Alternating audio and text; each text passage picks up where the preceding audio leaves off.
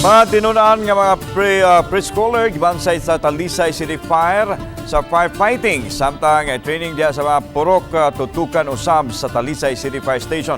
Ang detalye sa report ni Femari Dumabo.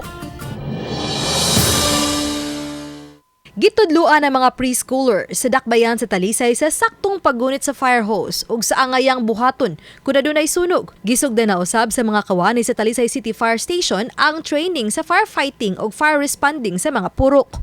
Ilang giyahan usab ang mga mulupyo sa pamaagi nga malikayan ang pag-ulbo sa sunog. Di lang matag Marso nga Fire Prevention Month apan sa tanang adlaw.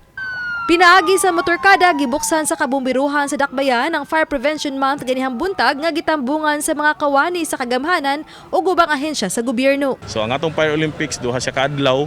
First day na to para sa school atong gihatag sa mga estudyante o mga magtutudlo nga mosalmot sa atong Fire Olympics. Then sa second day sa ang involved ang participate ani nga Fire Olympics ang barangay, companies, and of course katong mga fire volunteers. Sa miaging Pebrero 6, natala ang dakong sunog sa barangay San Roque. Electrical misuse ang gitumbok nga hinungdan. So sa mausab ang saga rinungdan sa ubang natalang sunog sa dakbayan. Sa 2022 natay duha ka residential ug sa ka warehouse. Sa 2021 tulo ka residential.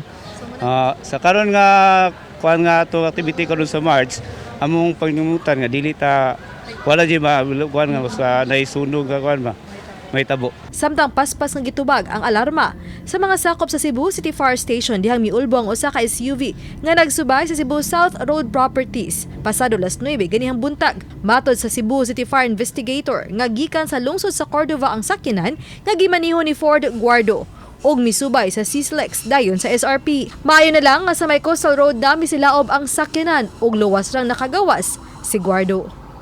Uban ni Philip Patricio Grod Prado, Femari Dumabok. Balitang Bisdak.